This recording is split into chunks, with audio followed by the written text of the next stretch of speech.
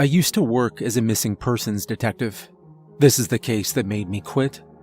I joined the force young, 21 years old. From the start, I was always taken by the idea of missing persons cases. It was more morally straightforward than homicide, more interesting than drugs. There was a pureness and righteousness in finding missing people, which was hard to find in other areas of policing. It was unfaultable work. I would only ever be doing good. Of course, I spent my time walking the beat first, 6 years before I could finally take the promotional exam to make detective. And after that, it was another 4 years before the opportunity came to transfer into the missing persons department. I was truly passionate about the job, something which not many people can say. Every day, I could feel as though I was truly making a difference.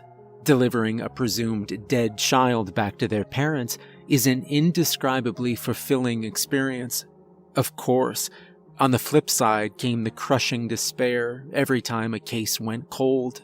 No matter how impossible the case seemed, no matter how much I reassured myself that there was nothing more I could do, there was always a voice in the back of my mind reminding me that the victim was still out there somewhere.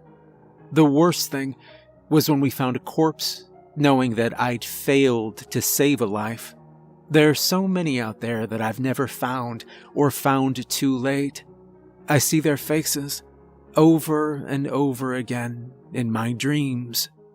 The perpetrators have also stuck with me. I dealt with a lot of sick people in my time. I had a lot of horrible cases. A lot of times I doubted myself. But like I said, this is the one which made me leave the profession for good and never look back. By now in my career, I was one of the most senior detectives in the department.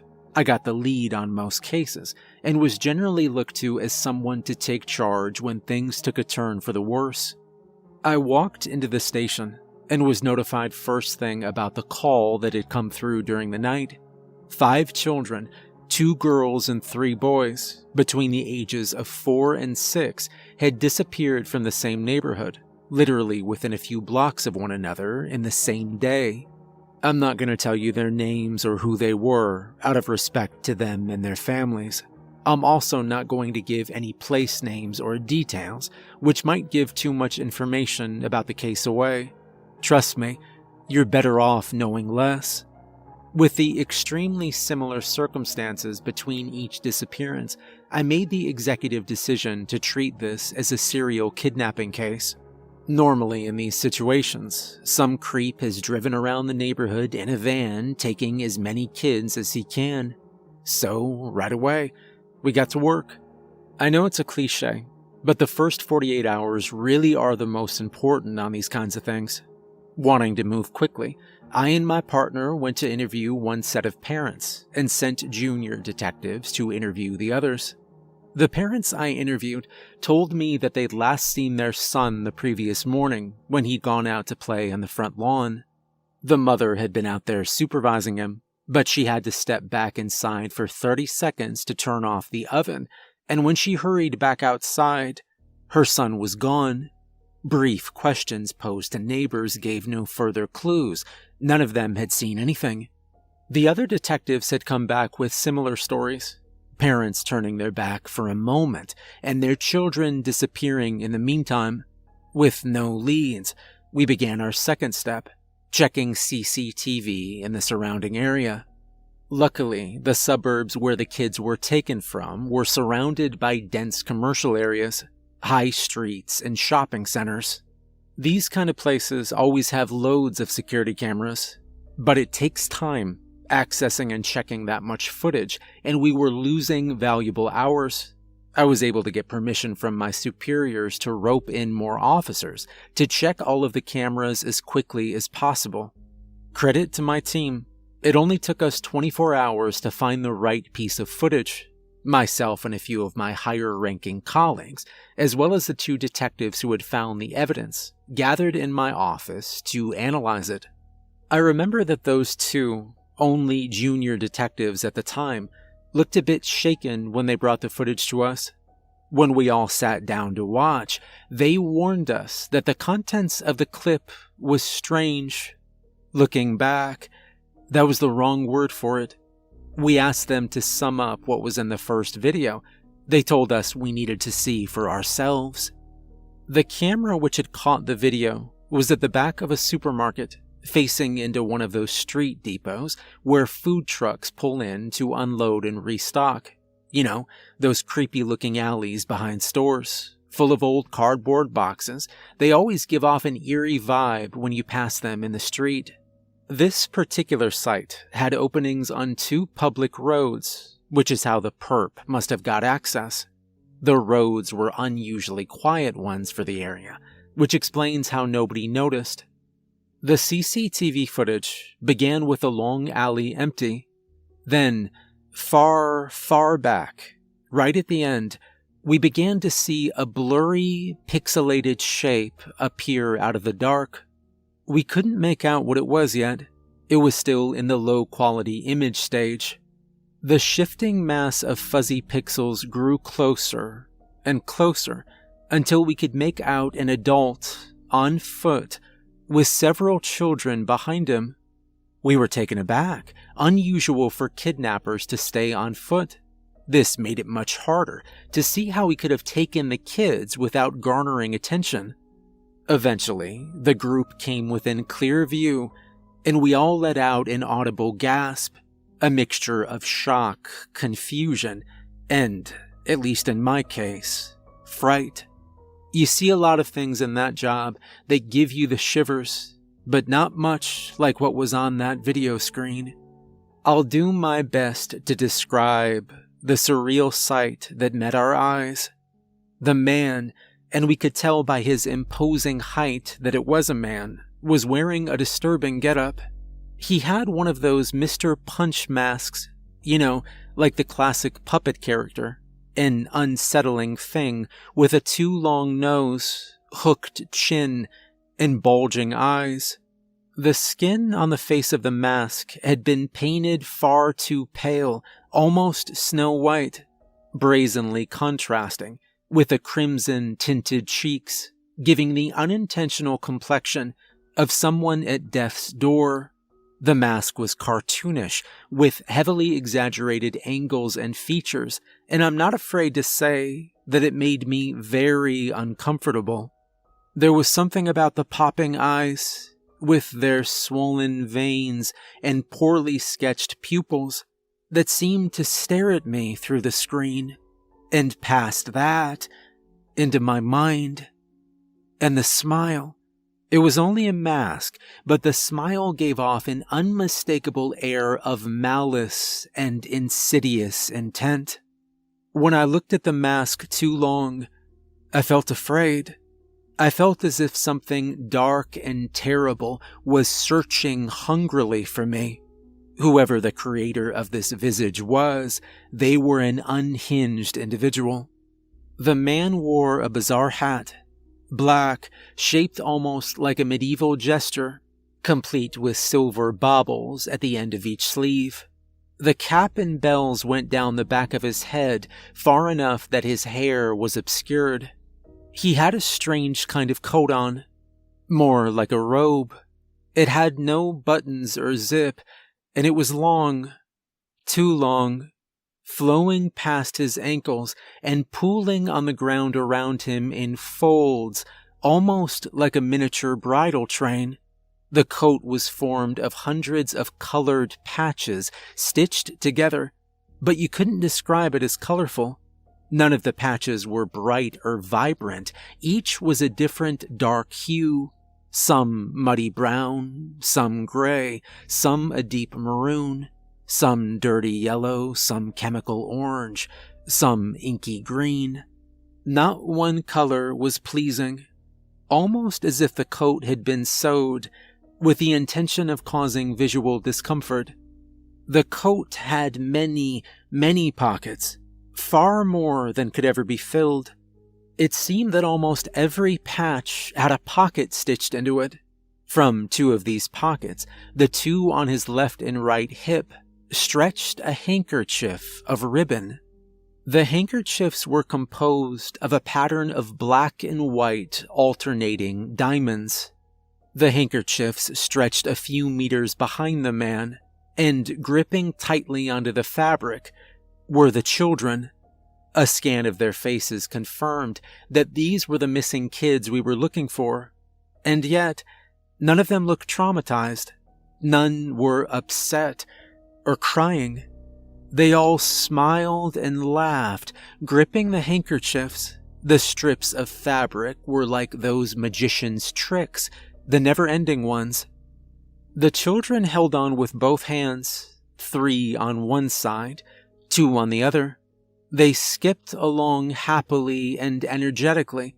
Clearly, they'd been groomed by this person in the mask. Disturbingly, he himself also skipped. He raised his knees in jovial leaps, almost like a dance or jive. Each time he frolicked up and down, he lifted his feet, which were encased in strange pointed shoes that curled upwards. Keeping time to this eerie jig down the dark alley, the man held a wooden pipe to the mouth hole in the grinning mouth of the mask. He was playing the same tune over and over again. It was Greensleeves. That tune's always been a personal favorite of mine. Something about that simple melody, repeated over and over again. It's utterly entrancing, but hearing it in this setting, it was nothing but terrifying. The tune was too absorbing. It was almost hypnotic. When I listened for too long, I couldn't tear my eyes away from the screen. There was also something slightly off about the man's playing. It was hard to pin down. A small, unpleasant note every now and then. The procession continued through the alley, the haunting figure at the front leading the troop until they passed out of the security camera's viewing range. My fellow investigators and I were gobsmacked. We had absolutely no idea what to think. Never, in any of our respective careers, had we seen anything like this. Could this really be happening? Was that eerie figure really out there somewhere? At least it did a little to strengthen our resolve. There was no way we were going to leave those kids with somebody that insane. We quickly sent out reports, calling for anyone seeing someone matching the odd description of the man we'd seen to come forward as soon as they could. At a point like that, witness sightings were our best bet. I made the mistake of reassuring the anguished parents that we were going to bring their children home. But as the days went by, we had to widen our search from city to district, and then, after a week, to state. We wanted to be absolutely sure we caught him. We had our first press conference. We released a still photo of the security footage along with it, leading to a lot of ridiculous questions. I think it was right at the end of the first week when the first newspaper gave the kidnapper his name, the Piper. I'll admit, it was fitting. His strange outfit, musical accessory, and most of all, the way those kids were just happily skipping along next to him, as if in a trance, all harked back to the age-old Pied Piper story. The name stuck. Soon, all the press was calling him that. Then the public. The public loves criminals with a nickname. I'll admit, even us in the station began calling him the Piper. Unfortunately, no sightings came through.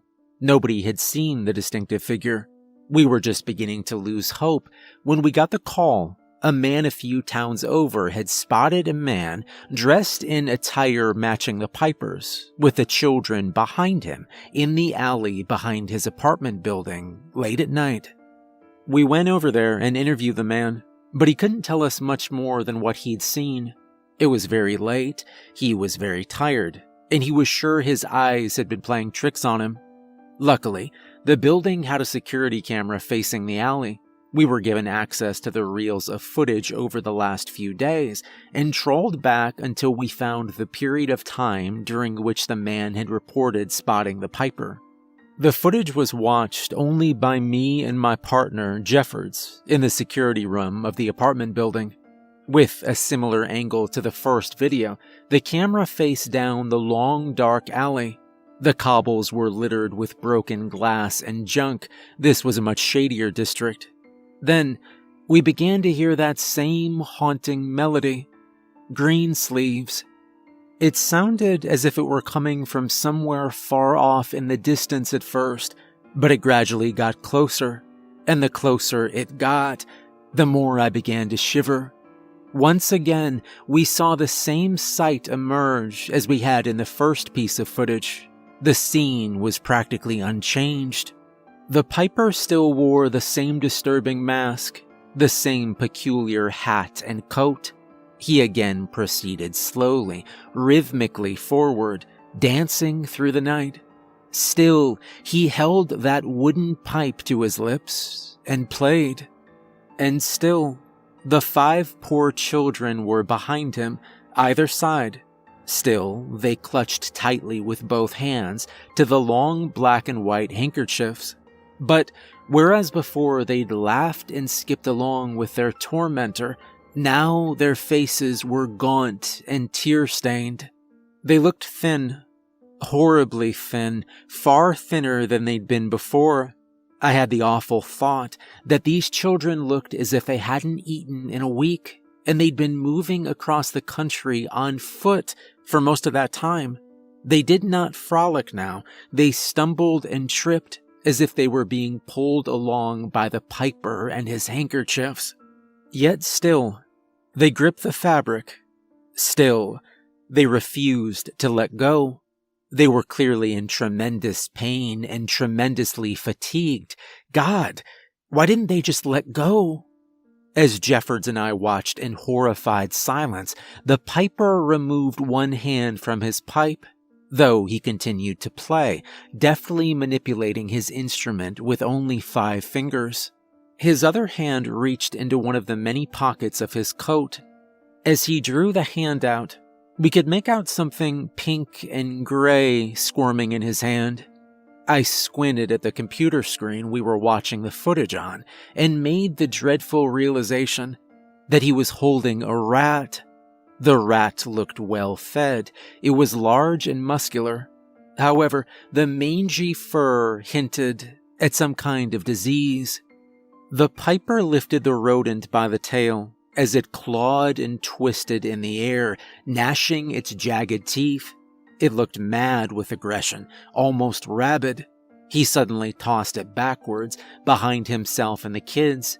It hit the ground on all 4s and scampered into the shadows. He then reached into a different pocket, retrieving a second rat and performing the same chilling ritual as he had with the first. As I looked closer, I could just about make out the way the cloth of his coat was wriggling. How many did he have in there?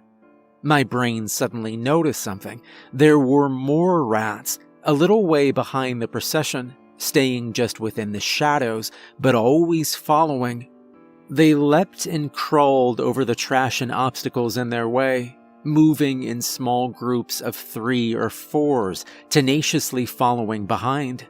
Eventually, the eerie figure of the piper and the poor children moved out of shot, but for at least 10 minutes, the exodus of rats continued. Every so often, the small forms would dart along the alley, always following. The entire investigation team was utterly aghast. Whatever we were dealing with here, it was something far worse than we'd first anticipated. We didn't tell the press or the public about the development in the case. This was kept strictly confidential. I felt confusion, and I felt helplessness, and I felt fear. Fear for the kids trapped with that thing, and a deeper fear. Fear because I was beginning to realize that there are beings out there beyond what human minds are able or willing to understand. Now, the trail began to go cold. We had no more witness sightings, and with a search area now so large, there was little we could do. I couldn't order car checks. The piper moved on foot. I tried offering a monetary reward. I tried helicopter searches. Nothing. I tried sniffer dogs. Still nothing. I felt utterly unable to do anything to help the missing children, and I felt solely responsible for whatever horror was being inflicted on them. The worst moment was facing the parents, telling them that I'd been wrong, that their little ones weren't going to come home. Soon it had been a month, then 2. The case was essentially dead. My colleagues stopped working on it, my superiors gave us new assignments, but I couldn't concentrate on any new cases. My mind was replaying the footage over and over again. My dreams were taken up with nightmarish visions of that horrible mask. Then, 3 months later, I was on a visit to a different precinct, picking up some samples from their forensics lab. I overheard one of their officers talking about how, way upstate, the cops were getting flooded by reports of a massive freak rat migration. How, in one town, people were stuck in their homes as the streets were flooded with the rodents. My mind instantly began to whir. Of course, it was an absolute shot in the dark. But the Piper had been seen heading upstate, and it was completely the wrong time of year for that kind of behavior from the animals. One explanation I could think of was that they were being attracted to something, just like the rats in that alley. At that point in time, I was willing to do just about anything to find those kids, to bring some kind of closure. I asked the officers what town they meant. I'm not going to tell you its name, but it was a small rural community out in the backwoods, surrounded by farmland. I did my own research and found that the town was a day's drive away. I didn't tell my superiors about this development. There was no way they were going to authorize me to investigate such a tenuous lead. The only person I confided in was Jeffords. He was just as invested as me. He agreed to come up with me. By the time we got round to going, the migrations had been over for a month, but that didn't matter. I was sure that we would find something. From research and speaking to the locals, we discovered that the majority of the rats had been seen moving in the direction of an abandoned farm a half-mile away. We arrived at the farm and were instantly hit by the eerie atmosphere. The sight of the big, decrepit windmill looming ahead made me shiver. And we noticed the rats immediately too. By the time we arrived, the sun was beginning to set, and as soon as we got out of the car, the rodents swarmed around our feet. They appeared from hay bales and shrubbery, and skittered away again just as fast under our boot heels. We made our way to the old farmhouse first, and went from room to room checking for anything.